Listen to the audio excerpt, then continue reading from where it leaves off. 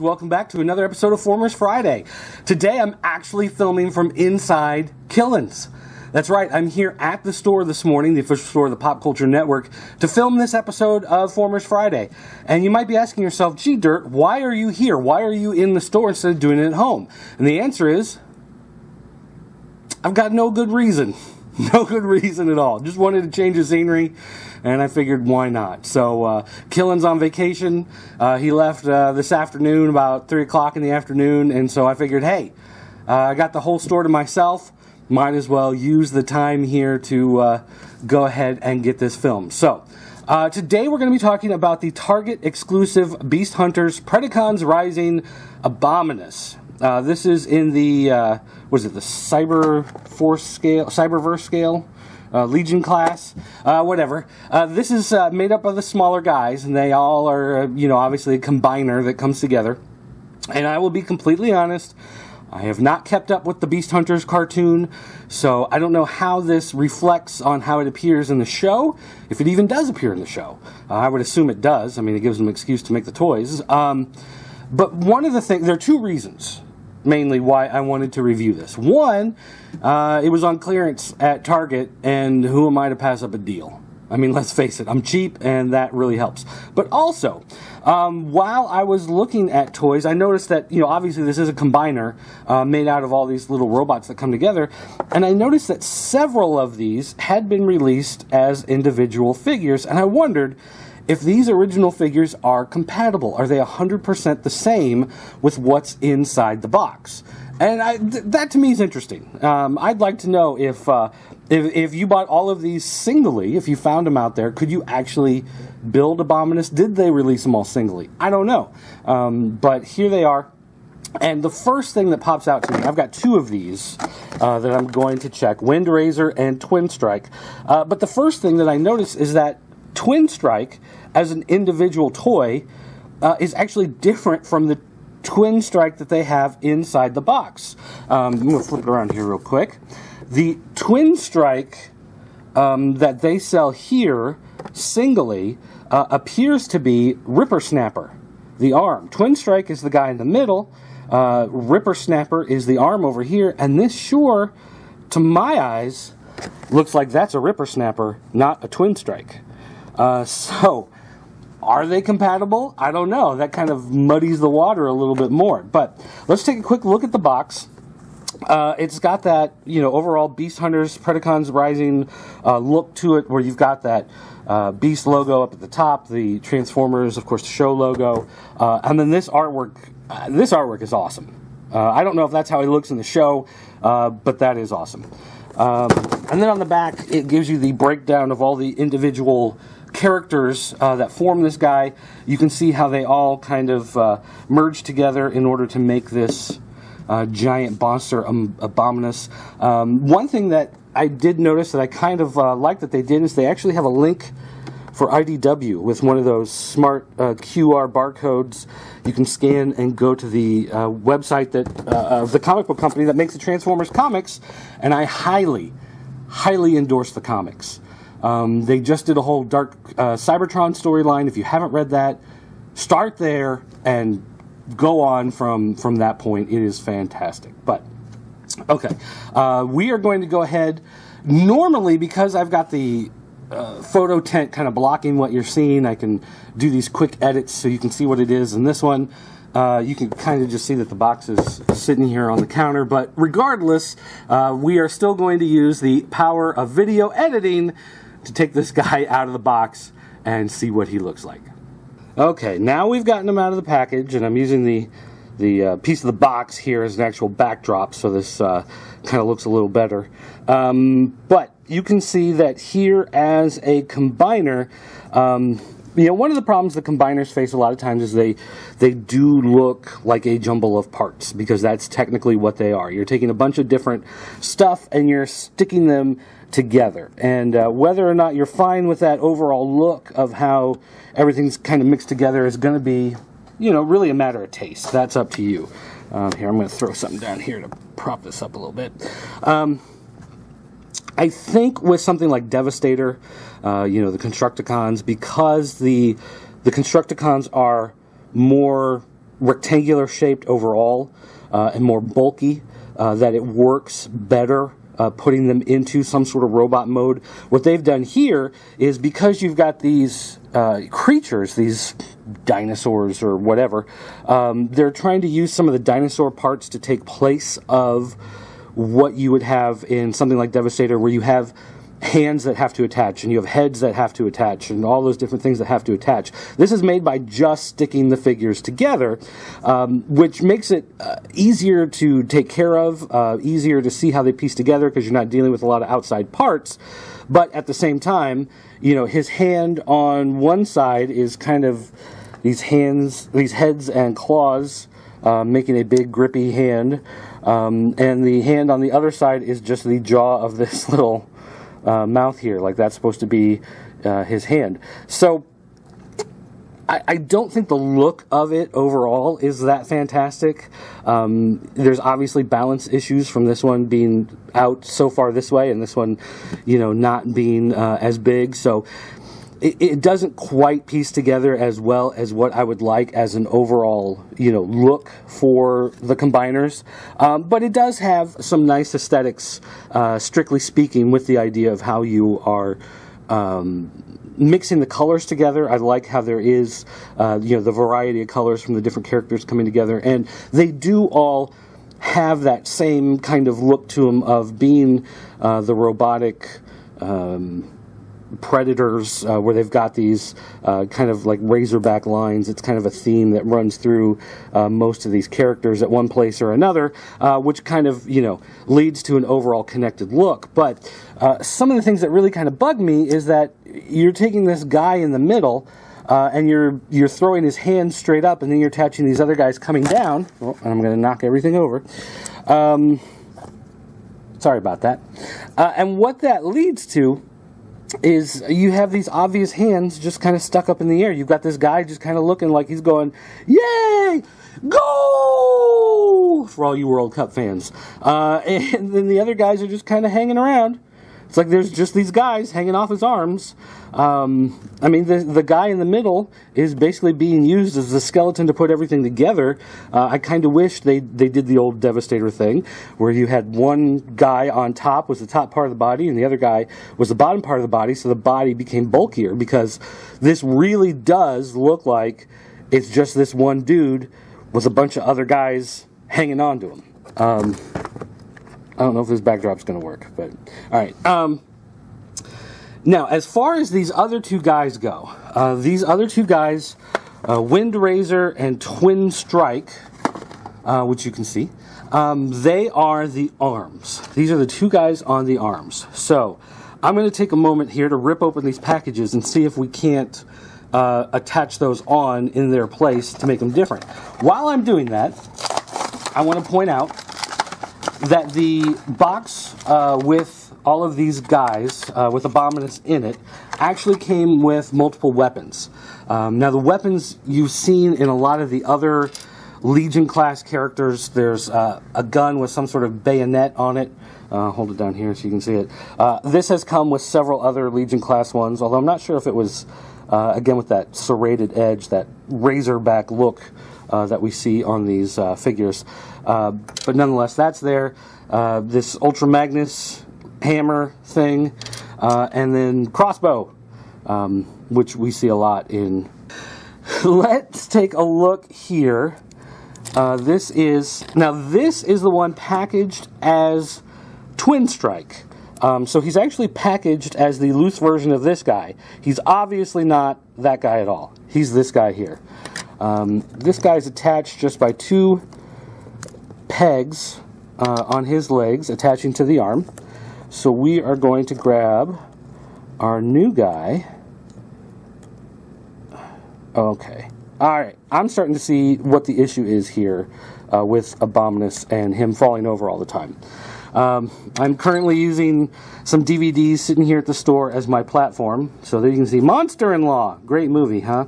Alright, his foot has, let's see, I guess these are legs, and now my camera wants to fall over because I'm pointing down so far. These legs are supposed to be out to add stability to the figure when he's standing. His foot, if you look at this foot's pretty solid. The way it holds together to add stability to the character standing. This foot really doesn't have that same stability, so they put these little legs here because all the weight is kind of pushing forward. You've got a lot of bulk pushing forward on the figure, so they put these little feet here to sit out, and that's how it shows it in the instructions. You're supposed to fold these out to add stability. Well, the problem is they've got them on these like tension joints where they want to flip to the next position and then lock kind of in that position, but they don't lock very well. So I'm locking him forward and setting him down, but then with a little bit of motion, it kind of pushes and it wants to lock to that next position, which then makes him tumble over. So that is a pretty big flaw with the design of the combiner. That is not working out well for him at all. I'm going to go ahead and pull off the legs because we're not even going to be dealing with them right now. I'm going to grab this other supposed twin strike that is actually, was it Ripper Claw? Ripper, whatever. We're going to attach him somehow. He's got these peg holes on his leg, so he should be able to attach just like the other one. We're going to attempt it here. Something tells me it shouldn't be this difficult, and yet it is. It looks like they might be just a hair bigger because they weren't actually made to do that. But okay,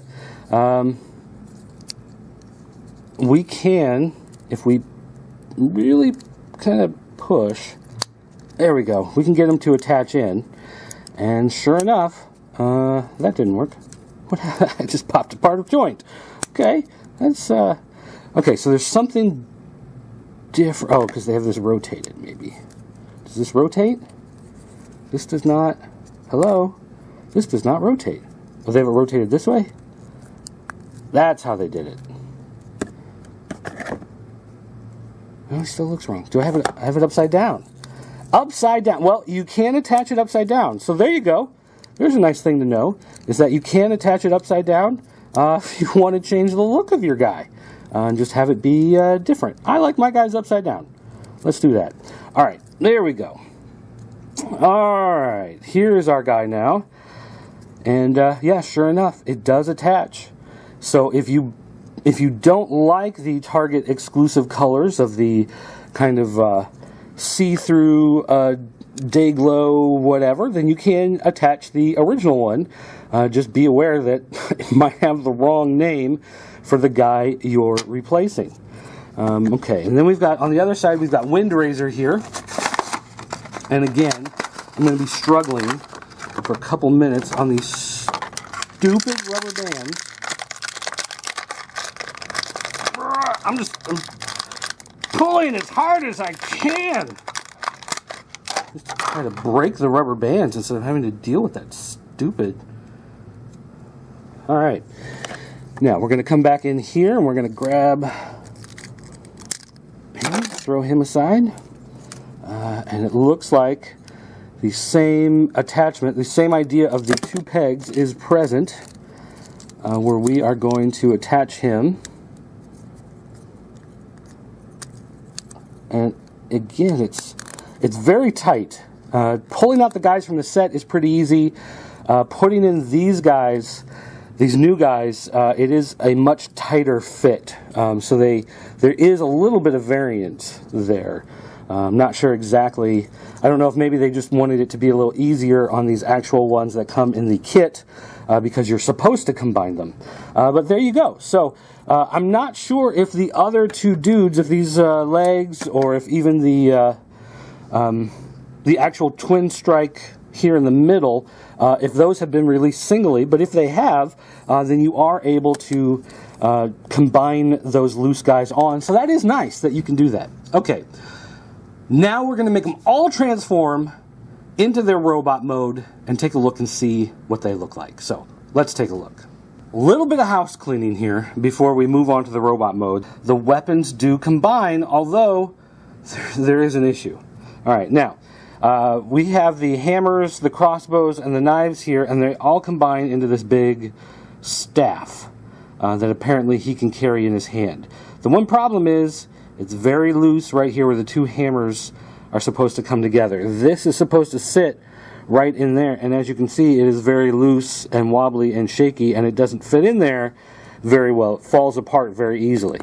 If you take out one of the hammers and just attach it like this, then it actually holds better. Of course, I just knocked it all apart. Okay. If you take out one of the hammers and just put it like this, that actually holds together pretty well. But you still have this other piece that just doesn't quite fit. I guess you can do side by side here, connected that way, and that would be strong enough to hold it together. But just setting it on top in that hole is just too big. So, who knew? All right, here's the other thing. When we looked at the back of the box, and I said, well, that's weird. They've got a loose character they're calling Twin Strike, but according to the box, he's actually Ripper Snapper. As it turns out, the names on the back of the box are wrong. Actually, a number of them. Let's go through this real quick. And also, if you're watching this on YouTube, look at the comments, and if anyone says, the names don't match because the names in the box are wrong, then go downvote that comment, because obviously they're typing before they're watching the whole video. We're getting to it now. The names are wrong. We know. All right. Right here, this is the guy they called Twin Strike on the box. That is actually Hungar. So, why they had him with the wrong name on the box? I don't know. But sure enough, that's who that is. And in his robot mode, this one actually looks pretty good. I like the look of this one in robot mode. I think he's got an overall, the only thing that's kind of funky on him is the feet, which are the dragon heads, lizard heads, whatever, become his feet, which looks a little weird. But otherwise, I like him. One of the things that they do on him is they have his claws flip up to kind of get him out of the way. And it kind of becomes, almost like Batman's little gauntlets that are stuck on the side. But I like the idea that because they flip down, you could, when playing, because we play with our toys, that you can flip it down and say that it's like a weapon that he always has at the ready. Whatcha, Wolverine! So, anyway, that I kind of like that idea. Alright, now, the guy that they called Ripper Snapper, who is this guy, no, that's not that guy. This guy, who is Ripper Snapper, is actually Twin Strike. He was named correctly on the loose figure box. He's named incorrectly on the Abominus box. So you can take a look there and see. Again, it's the same figure between the two, just with a new deco in being with this box set. And his, my only thing against him really is that he's got these extra legs that stick on the back that really have no place to go. So you're just kind of stuck with these things sticking out back there. And of course his hands are dragon mouths, which is kind of funky and makes it kind of difficult for him to, interact with different things. He can pretty much hold his weapon or any of the Legion class weapons, but that's about it, because of that funky look to him. I don't know, it just kind of makes his arms look like a flamenco dancer. Just kind of weird how they do that, but oh well. Nonetheless, he's alright. Alright, so this is the guy listed as Hungar, on the box, which I'm sure everybody was freaking out about that one as well, because obviously I can't get him to stand up. He's got these really weird feet. If you take a look at those feet, they're almost like high heel shoes. Like he's wearing these weird platform ladies' shoes for some reason, and I'm not sure why, but Wind Razor is a little hard to balance because he's got the big wings sticking in the back, and then he's got these weird shoe fetish thing going on. And again, he is the same loose or in the box set, just with a different deco. But Wind Razor, overall, except for the balance issues having to deal with those wings, I wish there was a better way to kind of tuck the wings around back of the figure instead of just having him off on the side like that. I think it'd look nicer if they could actually kind of flip around behind his body. But otherwise, I think he's a pretty good looking little guy. And then we've got this is the foot that was called Windraiser. It's not Windraiser. This one is Ripper Snapper, right? Yes, Ripper Snapper with the little flip feet. Okay, so he's the foot.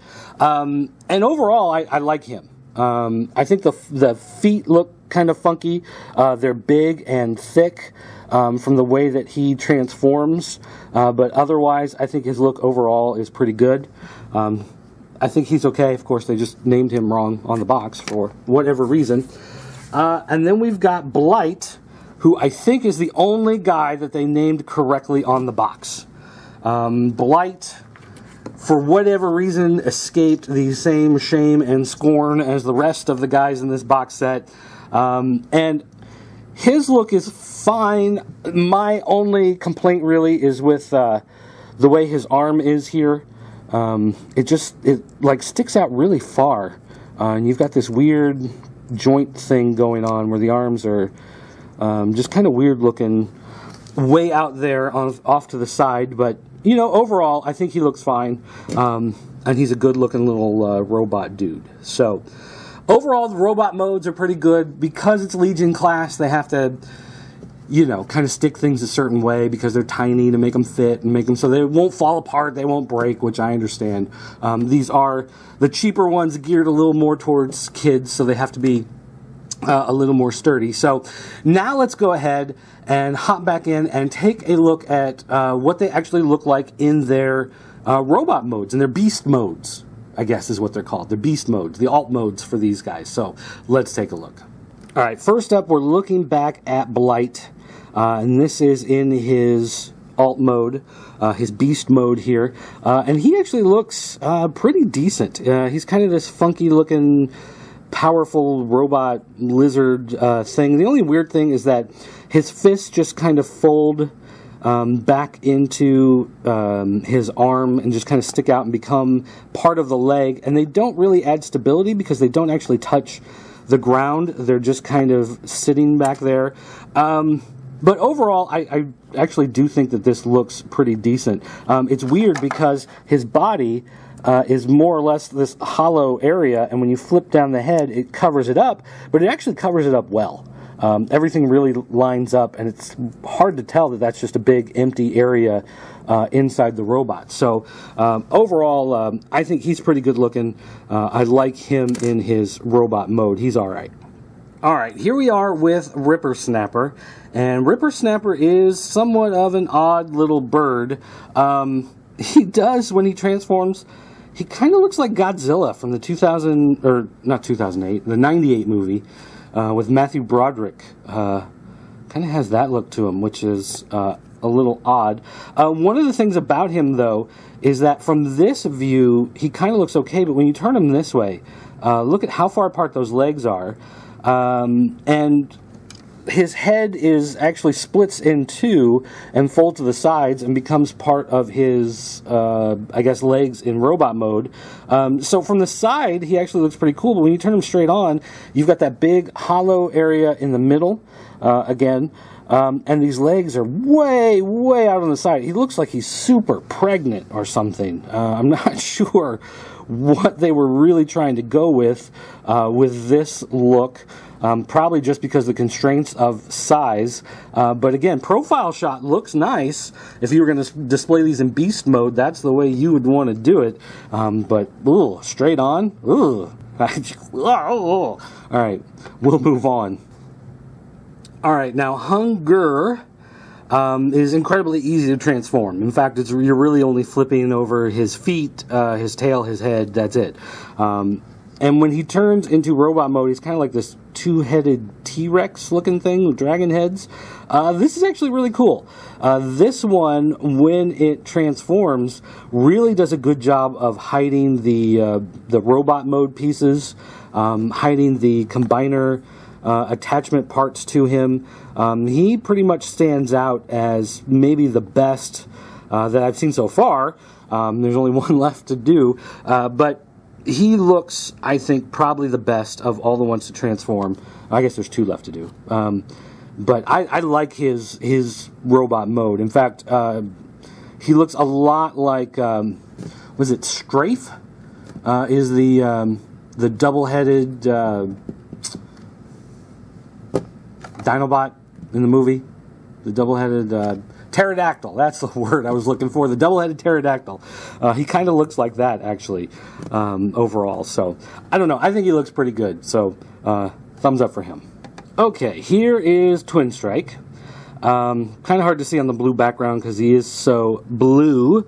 But nonetheless, just a reminder, on the box he was listed as Ripper Snapper. He is not. He is Twin Strike. When he transforms into his 2-headed robot mode, he also looks really, really good. I think they did a really good job. One of the things that kind of surprised me is this back panel here. This is part of the leg this way, but then when you transform him into the beast mode, you flip it up like this, and it actually does a really good job of mirroring the look all the way across. I think they did a good job at turning him into a beast, even though he is a 2-headed dragon. So, you know, because, I mean, we've got robots in disguise. That thing's a robot? What? But nonetheless, I think that is a good-looking mode. I really like him a lot in his robot mode as well. And finally, here we have Windraiser, who is actually listed on the box as Hunger. And you can see that in his alt mode here, he has kind of this vulture, pterodactyl kind of mix look to him, which, again, I think is pretty good. You just had really one alt mode guy that looked terrible, but otherwise I think all of these other ones have turned out pretty good. He does look like a predator. He is a guy I would see swooping down and eating the carcass of a dead animal. So I think he actually looks pretty good. And I like the way the wings are made to kind of flap out on top, as opposed to, you know, this is how you're supposed to pose him with him up. You know, normally I think they would try to, you know, fold him back some way, or, you know, have some way that they're more down at his side or kind of out. You know, the way they do it, oh, popped his arm off. The way they do it is kind of like a bat thing, where they have these bat wings that kind of stick out, but this is more of kind of hovering over, like he's gliding in for the kill to get at that carcass. I really like the way that they managed to put that together, although that will hurt the overall posability in beast mode. But I mean, most of these are hampered in their beast mode one way or another because of the way that they have to be done, because they are smaller.